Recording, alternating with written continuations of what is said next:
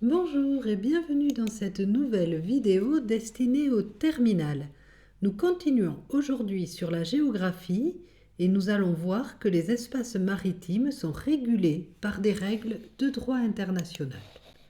Dans une première partie, nous allons parler de la Convention de Montego Bay et dans une seconde, nous verrons la coopération internationale.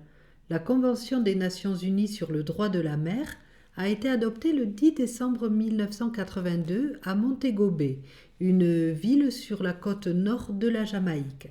Elle établit un cadre juridique global pour la gestion des océans et des ressources maritimes. Elle définit les droits et les responsabilités des États concernant les usages de la mer et des océans, ainsi que la protection et la conservation de l'environnement marin. Le premier objectif de la Convention est d'établir un cadre juridique pour l'utilisation des océans et des mers, c'est-à-dire la navigation, la pêche et les autres activités maritimes, afin de garantir que ces activités soient menées de manière ordonnée et durable. Elle a aussi pour objectif de promouvoir la coopération entre les États sur les questions maritimes. Elle encourage donc les États à travailler ensemble pour résoudre les problèmes liés à la mer, tels que la navigation, la conservation des ressources marines et la gestion des pollutions. Un autre de ses objectifs est d'ailleurs de protéger et de préserver l'environnement marin.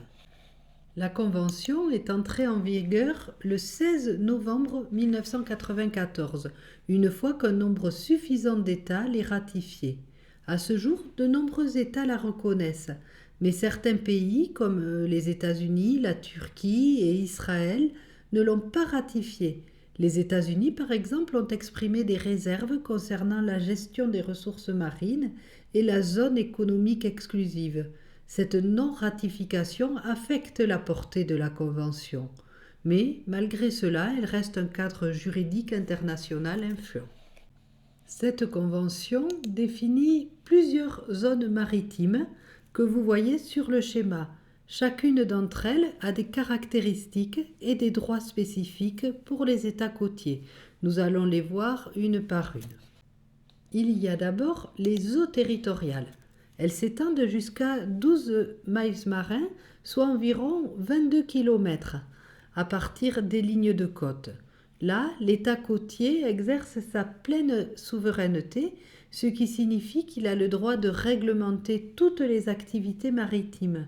Les navires étrangers ont tout de même ce qu'on appelle un droit de passage innocent, c'est-à-dire qu'ils peuvent traverser cette zone tant qu'ils ne compromettent pas la sécurité ou l'ordre public de l'État côtier.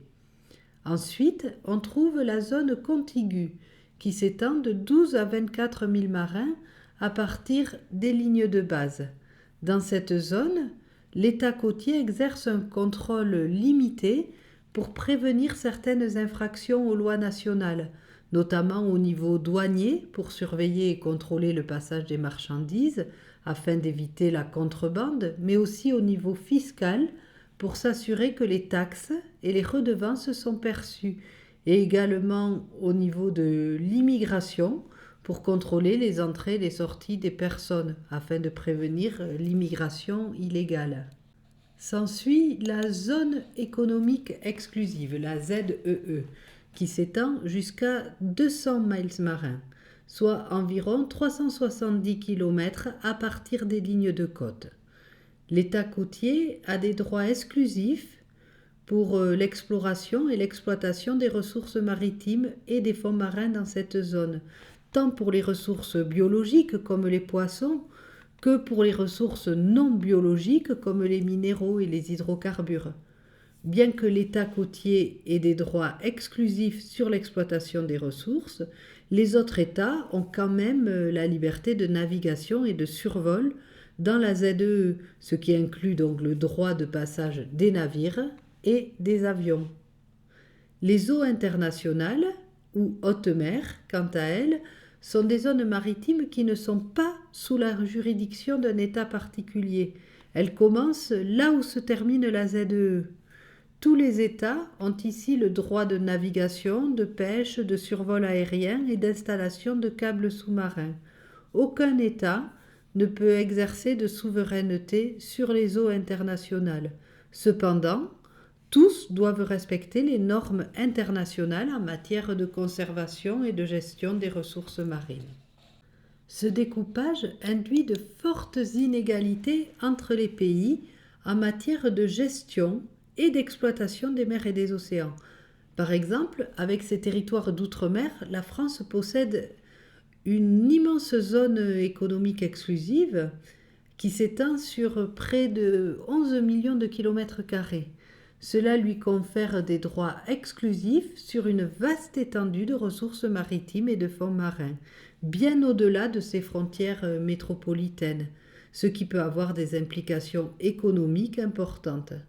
Au contraire, les pays qui n'ont pas d'accès direct à la mer, qui sont des États sans littoral, des pays enclavés, ne disposent pas de zone économique exclusive car ils ne possèdent pas de côtes.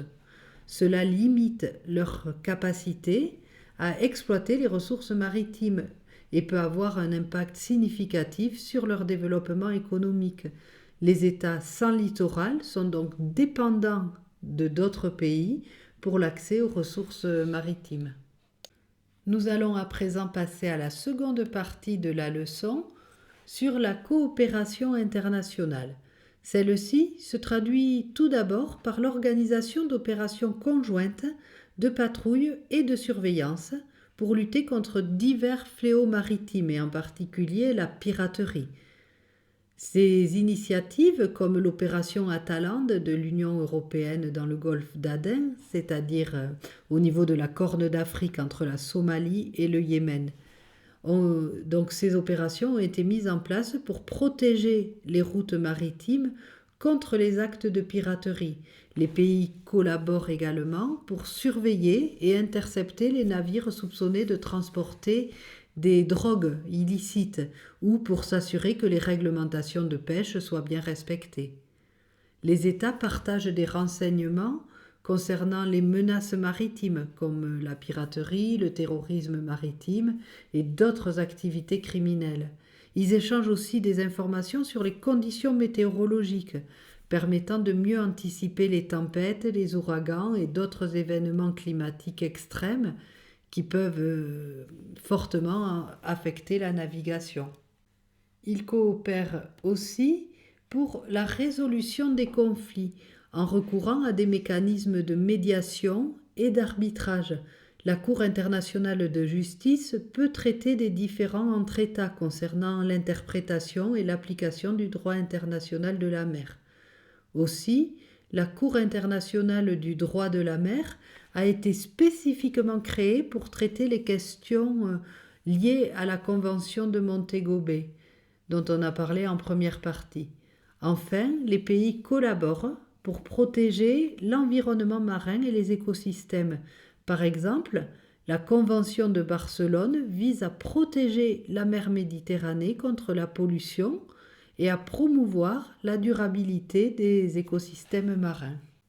La coopération internationale dans l'océan Indien est cruciale étant donné l'importance stratégique de cette région pour le commerce mondial.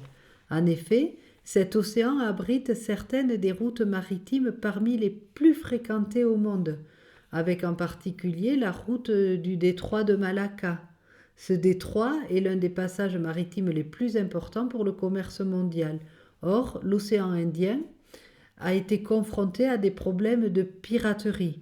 Les États ont donc collaboré pour mener des opérations de patrouille et de surveillance conjointes afin d'assurer la sécurité des voies maritimes. Des organisations régionales facilitent le dialogue entre les États.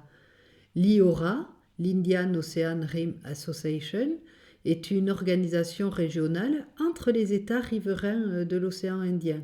Elle regroupe la quasi-totalité des pays riverains de l'océan Indien. J'ai affiché ici la liste des États membres, je ne vais pas les énumérer. Vous pouvez mettre la vidéo sur pause si vous voulez voir précisément cette liste. Il existe tout de même des États riverains comme le Sri Lanka qui n'appartiennent pas à cette organisation. Elle a pour objectif donc de promouvoir plusieurs axes de coopération entre les États membres. Il s'agit tout d'abord de favoriser les échanges commerciaux et l'intégration économique entre les pays de la région. Ensuite, elle cherche à encourager des pratiques de développement durable et à renforcer la collaboration en matière de sécurité maritime pour lutter contre la piraterie, le trafic d'êtres humains et la pêche illégale. Ainsi, en permettant aux États riverains de l'océan Indien de collaborer et de partager des informations, l'IORA joue un rôle clé dans la promotion de la paix, de la stabilité et du développement économique de la région. Dans cette région de l'océan Indien, il y a aussi des accords bilatéraux ou multilatéraux pour la sécurité maritime. Par exemple, les États-Unis et l'Inde ont renforcé leur coopération en matière de sécurité maritime. Ils organisent régulièrement des exercices militaires conjoints. Des patrouilles sont menées pour surveiller les voies maritimes et garantir leur sécurité. Enfin, des projets d'infrastructure peuvent favoriser l'interdépendance économique entre les pays et contribuer à réduire les rivalités. Par exemple, le port de Colombo est l'un des ports les plus importants et les plus fréquentés de l'océan Indien. Il sert de point d'entrée et de sortie essentiel pour le transit des marchandises dans la région. La Chine a investi massivement dans le projet de développement du Colombo Port City, lancé en 2014. Ce projet vise à transformer une partie du port en une nouvelle ville maritime avec des zones commerciales, des espaces résidentiels, etc. L'objectif est de faire de Colombo un hub économique et commercial dans l'océan Indien, attirant des entreprises internationales et stimulant l'économie sri-lankaise.